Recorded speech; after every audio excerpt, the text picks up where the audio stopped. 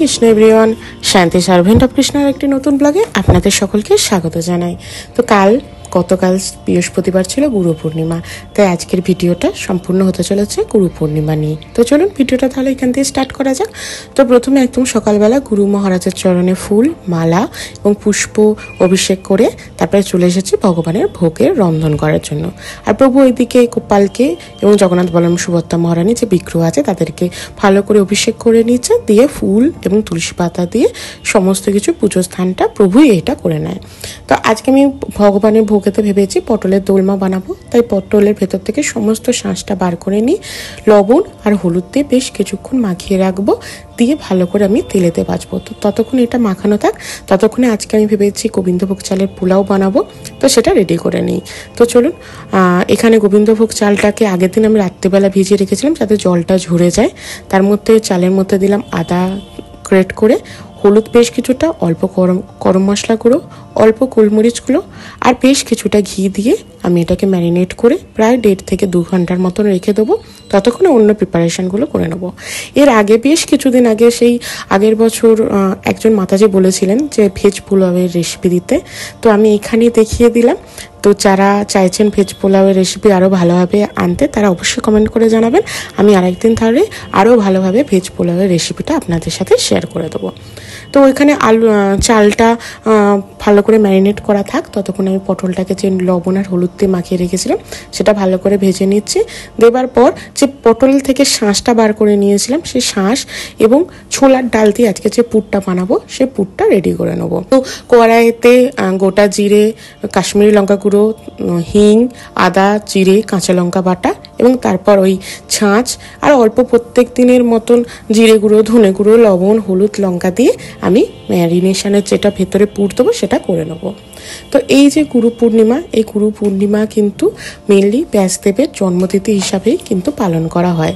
যে ব্যাসদেব, মহর্ষি ব্যাসদেব, তিনি মহাভারতের রচয়িতা এবং 4টি বেদকে সংকলিত করেছিলেন, তাই তাকে সমস্ত জ্ঞানের উৎস হিসাবে বিবেচনা করা হয়। এই কারণে গুরু পূর্ণিমাকে আবার ব্যাস পূর্ণিমাও বলা হয়। আর এই দিনটা গুরু শিষ্যের সম্পর্কের কিন্তু একটা খুব গুরুত্বপূর্ণ দিন, কারণ এটা হচ্ছে গুরু পূর্ণিমা। এছাড়াও বৃন্দাবনের শিল সনাতন গোস্বামী এদিন অপ্রকট হয়েছেন, সেই নিয়ে উৎসব পালন করা হয়। আর আমাদের শ্রীধাম মায়াপুরে শিল ভক্তিচারক গুরু মহারাজের তিরোভাব হিসাবে কিন্তু উৎসব পালন করা হয় এই গুরু পূর্ণিমার দিয়ে। তো এই ভক্তিচারক গুরু মহারাজ যিনি ছিলেন প্রভুপাদের একনিষ্ঠ শিষ্য এবং আমাদের মায়াপুর ইস্কন এবং সমস্ত ইস্কন গুরুবর্গের একজন মহান গুরুদেব, যিনি আজ থেকে 5 বছর আগে আমাদের অপ্রকট হয়েছেন। তো তার জন্য যিনি ছিলেন আমাদের শিল জয়পতাকা স্বামী গুরু মহারাজের খুবই একান্ত এক বন্ধু এবং গুরুভ্রাতা বলতে পারেন। তো তিনি অপ্রকট হয়েছিলেন, তাই এই সমস্ত কিছু নিয়ে মায়াপুরেতে কিন্তু একটা বড় করে অনুষ্ঠান করা হয় এই ভক্তিচারক গুরু মহারাজের শ্রদ্ধাঞ্জলি উপলক্ষে। আর যখনই গুরু পূর্ণিমা আসে তখনই আমার গুরুদেব শিল জয়পতাকা স্বামী গুরু মহারাজের কথাই মনে পড়ে যায়। তো সেই কারণে সমস্ত কিছু নিয়ে আজকের যে ভোগ নিবেদন সমস্ত কিছু গুরু এবং ভগবানের উদ্দেশ্যে নিবেদন করা হচ্ছে। তো আমার গুরু মহারাজ যে আমাকে এতটা কৃপা করেছেন, আমাকে ওনার চরণে আশ্রয় দিয়েছেন, তার জন্য আমার গুরু মহারাজের চরণে এই অথমের সহস্র কোটি প্রণাম। তো এখন আমি পটলের দোলমার তো পুরটা বানিয়ে নিয়েছি, তারপর বানাচ্ছি কাশ্মীরি পনির। তো কাশ্মীরি পনির বানানোর জন্য আমি কড়াইতে গোটা গরম মশলা, স্টার আর জায়ফলকে ভালো করে রোস্ট করে নিয়েছি এবং ওই কড়াতে 1 চামচের মতন ঘি দিয়ে তাতে কাজু কিশমিশ ভালো করে ফ্রাই করে নিয়েছি। তো ওই যে গোটা মশলাটা ছিল তার সাথে কাজু কিশমিশটা আমি বেটে নেবো মিক্সিতে। আর যে পরিমাণ ঘি ছিল কড়াইতে তাতে আমি লবণ আর হলুদ মাখিয়ে পনিরটাকে হালকা করে লাল লাল করে ভিজিয়ে নিচ্ছি। তো পনিরটাকে নরম রাখার জন্য অনেকে জলের মধ্যে পনিরটাকে কিছুক্ষণ ভাজার পর ভিজিয়ে রাখে, কিন্তু আমি দুধেতে করছি, যেহেতু আমার রান্নাটাতে দুধ ইউজ হবে তাই আমি পনিরটাকে একদম দুধেতেই ভিজিয়ে রাখলাম, তাতে টেস্টটাও ভালো আসবে। তারপর ওই কড়াতেই অল্প সাদা তেল, গোটা জিরে, আদা, জিরে, কাঁচা লঙ্কা বাটা, বেশ কিছুটা লাল কাশ্মীরি লঙ্কা গুঁড়ো দিয়েছি যেটার জন্য কালার ভালো আসবে। তারপর ধনে গুঁড়ো, হলুদ গুঁড়ো, 2টোর মতন টমেটো ভালো করে পেস্ট করে দিয়েছি, দিয়ে বেশ ভালো করে কষিয়ে নেবো। তারপরে যে মশলাটা পেটে রাখলাম ওই কাজু কিশমিশ প্লাস ওই কোটা যে মশলাটা সেটাকে দিয়ে ভালো করে একদম নাড়তে থাকবো। আর ওপর থেকে চিনি, লবণ, এবং কাসুরি মেথি দিয়ে পনিরটাকে দিয়ে দিলে কিন্তু আমাদের এই রান্নাটা খুব সহজেই রেডি হয়ে যাবে। তো এই গুরু পূর্ণিমাতে গুরু মহারাজের কাছে তো আমাদের দীক্ষা নেওয়ার অনেক দিন ধরেই ইচ্ছা ছিল, যেটা নিয়ে আমি একটা বড় ভিডিও বানিয়েছিলাম। তারপর আগের বছর 17ই আগস্ট গুরু মহারাজ আমাদেরকে কৃপা করেছিলেন, তাই এই গুরু পূর্ণিমাটা আমার দীক্ষার পর প্রথম গুরু পূর্ণিমা, খুব গুরুত্বপূর্ণ একটা। তাই সকালবেলা একদম ভগবানেরকে মালা পরিয়ে গুরু মহারাজকে ফুল দিয়ে আমি গুরু পূর্ণিমার দিনটা শুরু করেছি। আশা করছি আপনারাও আপনাদের বাড়িতে গুরু পূর্ণিমা উৎসব পালন করেছেন। কে কীরকমভাবে গুরু পূর্ণিমা উদযাপন করলেন আমাকে অবশ্যই কমেন্ট করে জানাবেন।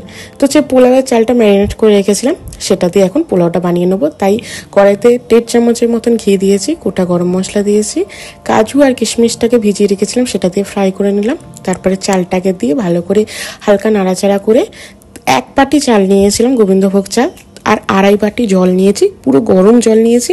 তারপর বেশ কিছুক্ষণ হয়ে যাওয়ার পর লবণ, 2টোর মতন চেরা কাঁচা লঙ্কা আর পরিমাণ মতন চিনি দিয়েছি। যারা একটু বেশি মিষ্টি পেতে চান তারা একটু বেশি করে চিনি দেবেন, আর না হলে অল্প চালের মতন করে 3 ভাগের 1 ভাগ চিনি আপনারা দিতে পারেন। তো এখানে পটলের যে পুরটা ভরে রেখেছিলাম, পটলের দোলমাটা বানিয়ে নেব।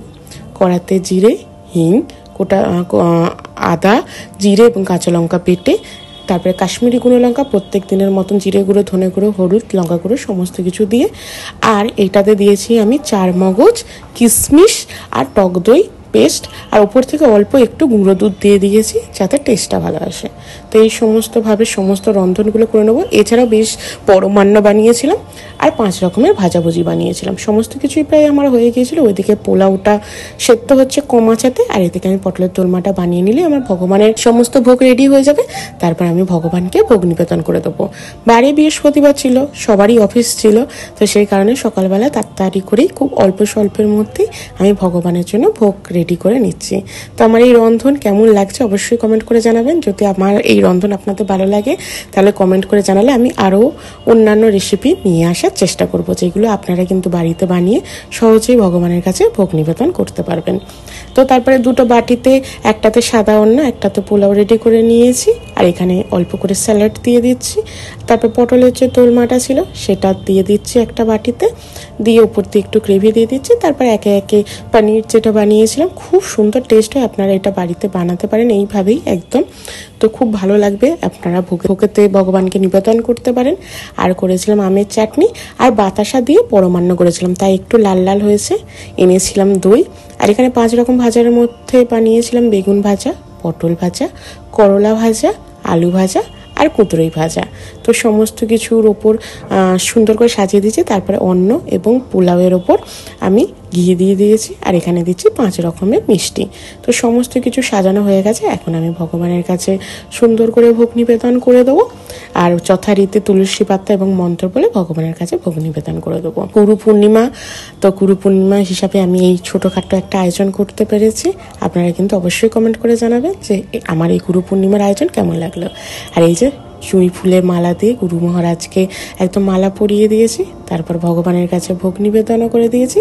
আজকে গুরু মহারাজের সাথে সাথে আমার ভগবান দর্শনও করুন, গোপাল এবং সমস্ত ভগবানকে দর্শন করুন। আর পেছনের যে ব্যাকগ্রাউন্ডটা দেখতে পাচ্ছেন ওটা তো জানেন আমরা বৃন্দাবন থেকে কিনে এনেছি।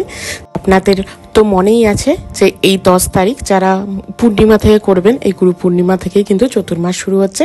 আপনারা এই গুরু পূর্ণিমা থেকে পরের পূর্ণিমা পর্যন্ত কিন্তু কোনো শাক গ্রহণ করবেন না। এই নিউ একটা ডিটেলস ভিডিও আমার চ্যানেলে দেওয়া আছে, আমি ডেসক্রিপশনে আপনাদেরকে লিঙ্কটা দিয়ে রাখবো।